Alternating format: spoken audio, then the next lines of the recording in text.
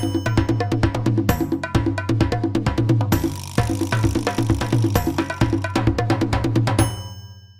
do. Coach and Deborah had a very, very busy past 100 minutes, so they need to go. Coach, as a way of taking off, how do you feel? You are in the final round. You're probably facing South Africa's Bayana. Yeah. How do you feel? Listen, I'm ecstatic. I couldn't be more excited, and for the players and for the country as well. But I thought it was a great effort today. We picked up some injuries that we had to make some changes, and the players that came in did a great job. That's what you want. You want your players that come off the side to give you something. I thought Deborah was fantastic in midfield, ball winning, matching the physicality of the team. I thought still we weren't at our best. I thought we had times that when we moved the ball, we could go through them easily. Our chances that we created was when our ball movement was good. When we lost our patience and played a little bit more direct, I think that's not the way we want to play. We struggle a little bit, but in these kind of performances that are a one-off knockout type match, you just have to work to get the result and do what you need to do to get the result. So I'm extremely, extremely proud of the team. Thank you very much. I'm going to take 5 questions in all. 1. Hello, Coach. My name is Obusibe. My name is Obusibe with ITV. Okay. We had our hearts in our mouths towards the tail end of that match.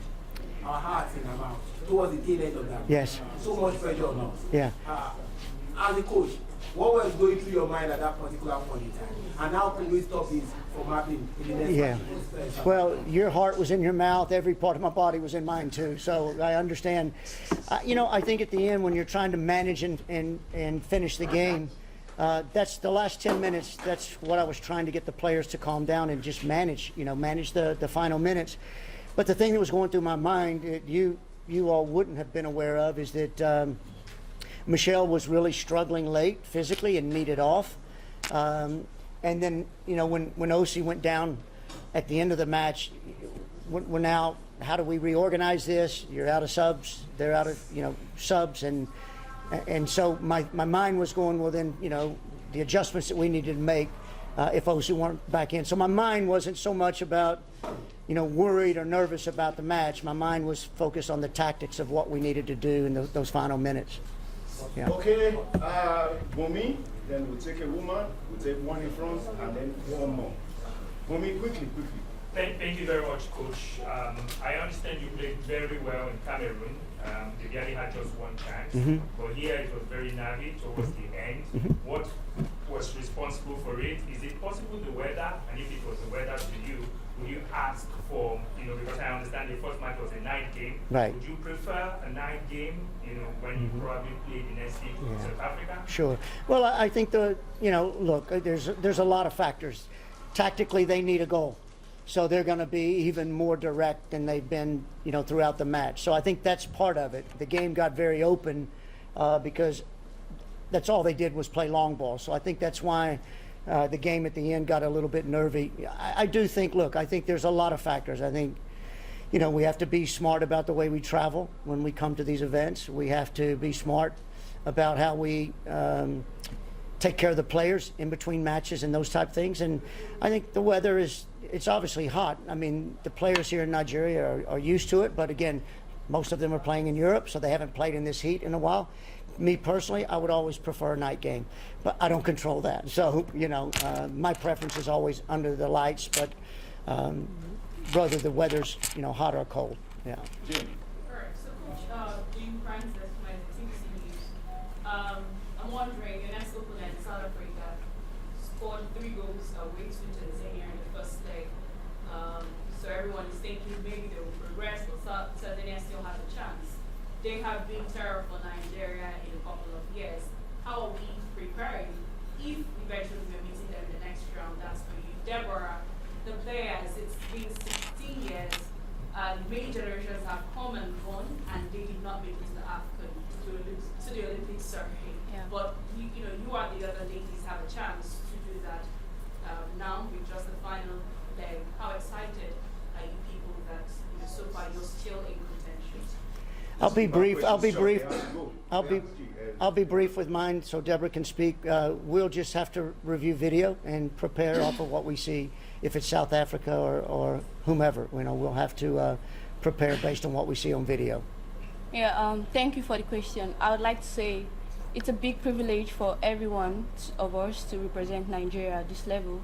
And we are so privileged and so thankful for the opportunity. And we don't tend to take any of it for granted.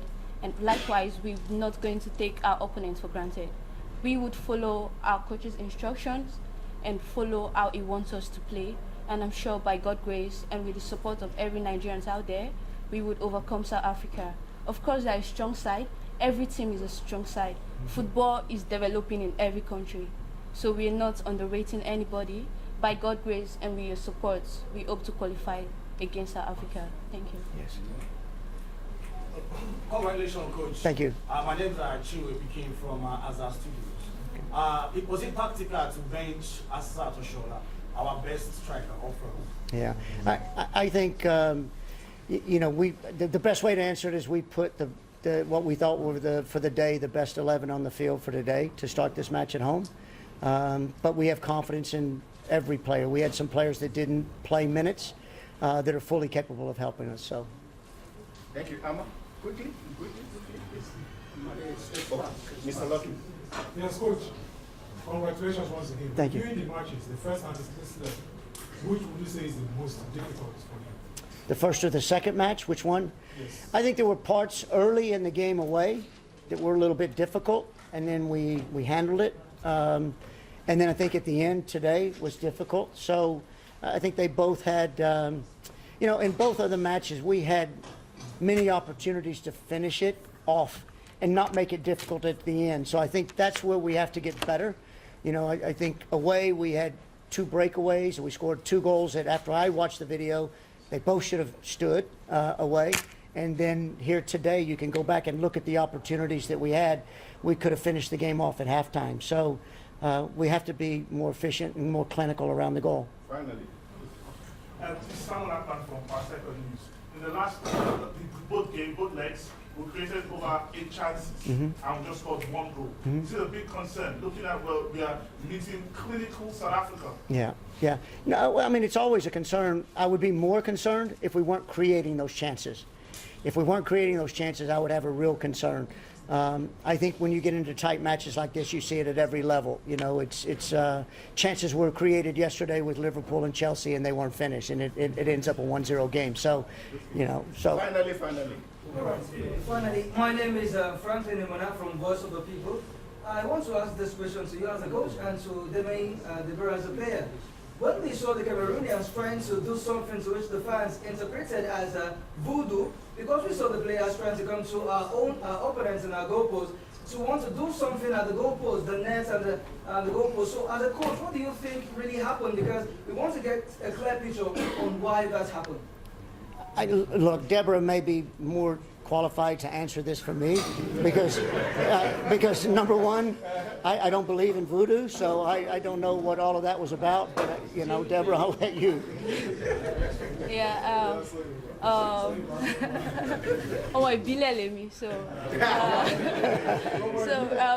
Firstly, we kind of saw it as a point of distraction, and we were able to still put our focus high, regardless of whatever they believe in. We believe in God, and in God we stand, and we know with God all things are possible. So we don't care about the voodoo. Thank you very much. Thank you.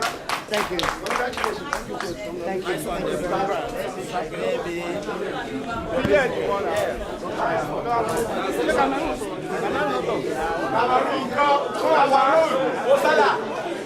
Cameroon,